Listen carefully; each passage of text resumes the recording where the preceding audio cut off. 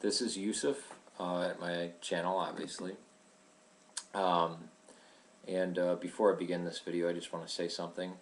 Douglas Wilson is probably the stupidest, most uneducated Protestant in America. He teaches at Christ Church in Moscow, Idaho. And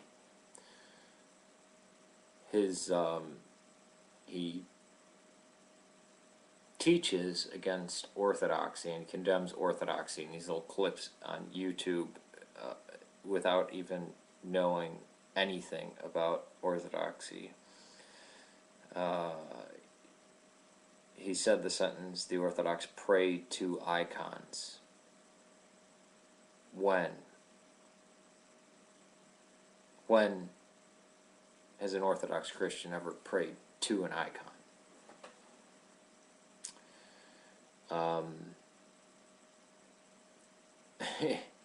And he mentions that there were ancient Christians that didn't like images.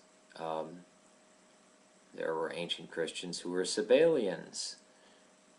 There were bishops who, like Paul of Samosata and Nestorius.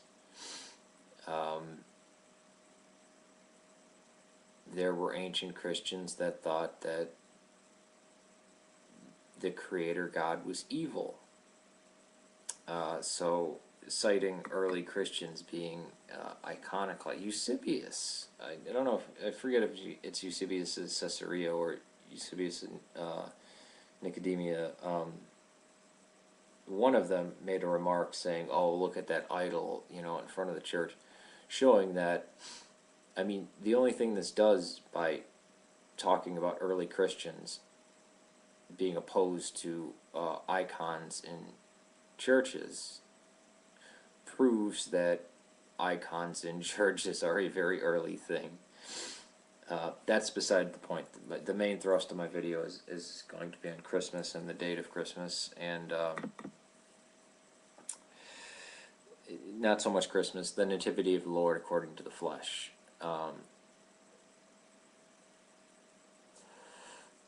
And this spawns from Astrofrk, the Yeshua Gnostic. Yeshua Gnostic. Okay. And let me just show you the comment that kicked us off. Astrofrk is commenting to James at Pandora's Box, and James at Pandora's Box is infinitely smarter than Astrofrk. And Astrofrk says, "I agree with some of what you were saying. However, much of Orthodox Christianity does have pagan roots. The most well-known example is Christmas. I do believe that Jesus is the most misrepresented person in history. The important isn't the man, but the logos within the man."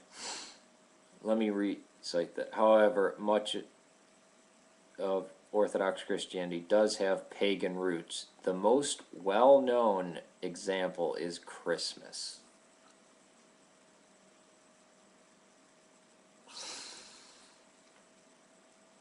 Pagan roots being Christmas. Christmas has pagan roots, right? Saturnalia stretched from December 17th to December 3rd because the light was decreasing, so they make these bonfires, they do all these things to basically rejuvenate or to call back the sun or whatever it was. It's not on December 25th.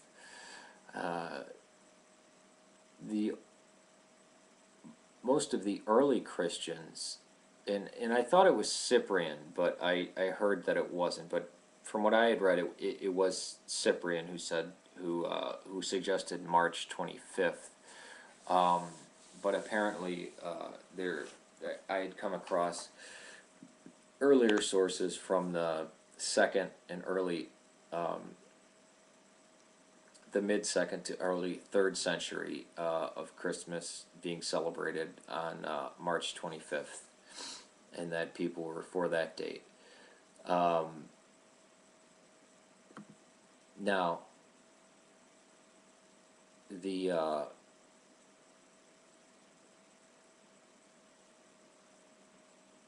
idea of the unconquerable sun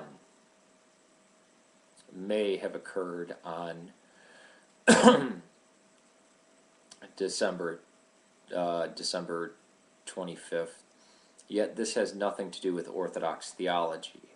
There is nothing to do with Orthodox theology for the date of Christmas, except when we see later on, it's more of the liturgical calendar and helping teach people in the most natural sense the rhythms of life. Because when is John the Baptist's birthday? I believe it's June 24th. I think I have it. Thought I had it here. Is it June 24th? June 24th. I must have pulled up the wrong page. This is like pretty much the first time where I'm actually have stuff. No, it is.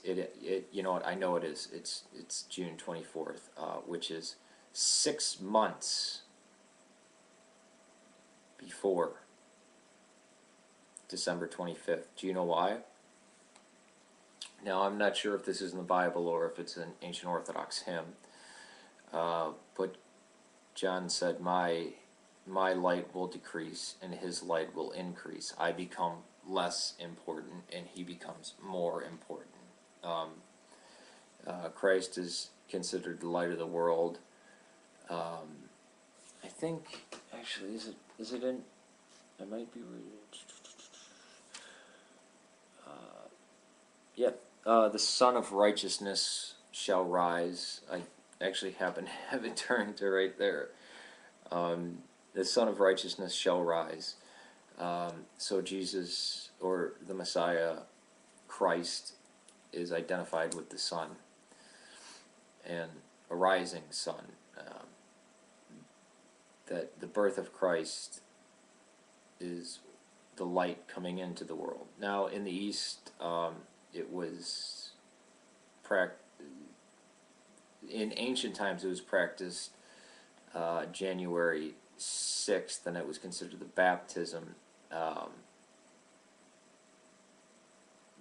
But that's a whole different story. We still hold that to be the baptism. But obviously the baptism of in the Jordan, not infant baptism or anything like that. I had heard somebody say that it was March 25th because that was the first day of the year, and yes, that's correct. It was the first day of the year for a long time. That was New Year's Day, but that was much later. That was a long time afterwards. What happens on June 24th? Visibly, the sun, the darkness overtakes the light. The light gets less and less and less and less. And in the gospel stories, it starts off with John teaching, and he becomes less and less and less, and Jesus becomes greater and greater and greater and greater. So Christmas, the birth of Christ, being set at December 25th, the noticeable time when daylight starts to increase. We know from the Gospels that he was probably born in either spring. Well, it says while the sheep were still in, so probably November, maybe October, maybe even September, depending on what the climate was like back then, while they were still in the field. But if you're going to pick a date, and this wasn't due to Constantine, this happened in the late 4th century, early 5th century, that the date for Christmas was December 25th, so it has nothing to do with Constantine or mixing paganism or any of that other stuff. and Saturnalia was ended on the 23rd, because they can, the idea was to bring back the increasing of daylight.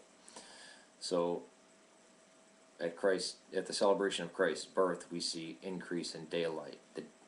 The light is starting to conquer the darkness, which is what Christ's mission was. The darkness does not comprehend it. The light conquers the darkness. And he is the unconquerable Son. He was made Sol Invictus for a long time. And if they celebrated Sol Invictus on the 25th, okay. Does that affect any theology? No. Why? Because we can read in Malachi, which was written before any of the Caesars, written about 500 years before the Caesars, calls Christ the Son of Righteousness that will rise. So the reason for John the Baptist's birthday, or I think it's John the Baptist's birthday, John the Baptist's Day being on June 24th, is because his light is to decrease. That's the visible point where light starts to decrease. And Christ's birth is the point where the light of the world increases, because Christ is the light of the world, bringing light to the world. And remember, Christians not only have linear time, they have cyclical time. They have we practice a liturgical calendar, the light coming into the world. So this is why it was set at that date. Now, if you pick any day in history, any date, any single day in history, and say, well, we're going to practice this on this day, there will be some saint, pagan god, something or other of that degree that's going to be on that day anyways. So it's actually kind of foolish. And if Astrofrk would like to explain to me, unless he believes in astrotheology, which I laugh at Jordan Maxwell and Acharyas. Mainly Jordan Maxwell is funny, stupid man. How December 25th being having any impact on Orthodox theology at all. And even if you're like the Christians that say, okay, it was a pagan holiday and they just put a stamp on it and called it a win. Even if you buy that, which I don't necessarily buy that, but let's just say that happened. How does that? Where is the effect of? Where is the effect on Orthodox theology? Let me go back and read this. Much of Orthodox Christianity has pagan roots. The most well-known example is Christmas. Really, Christianity has pagan roots because in the late 4th, early 5th century, after Christianity was well established, after Council of Nicaea, after the death of Constantine, they place a holiday there. How does Christianity have pagan roots? How does that possibly affect it?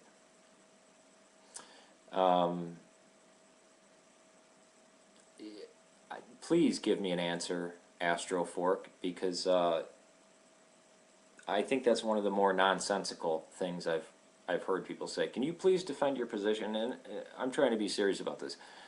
I want to give you a chance to explain to me how something that occurred at least 4 centuries later had an impact on the roots of Christianity.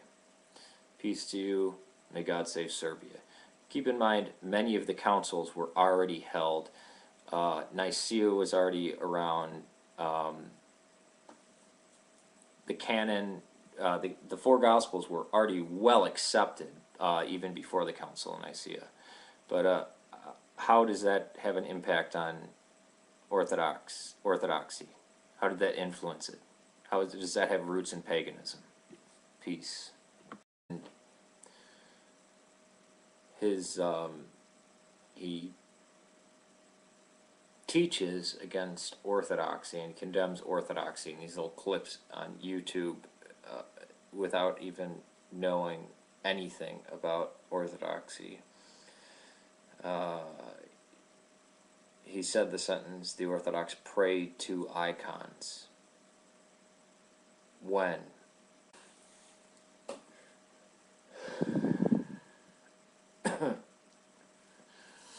This is Yusef at my channel, obviously. Before I begin this video, I just want to say something.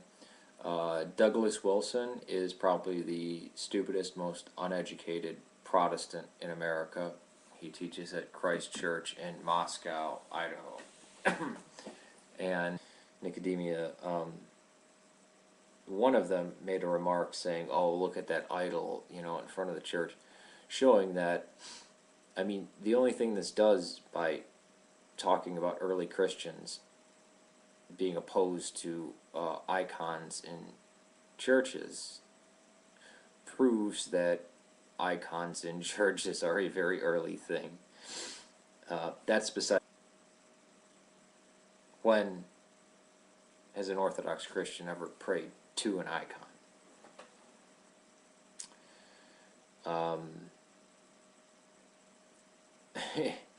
And he mentions that there were ancient Christians that didn't like images. There were ancient Christians who were Sabellians. There were bishops who, like Paul of Samosata and Nestorius. There were ancient Christians that thought that the Creator God was evil. So, citing early Christians being iconic, like I don't know, I forget if it's Eusebius of Caesarea or Eusebius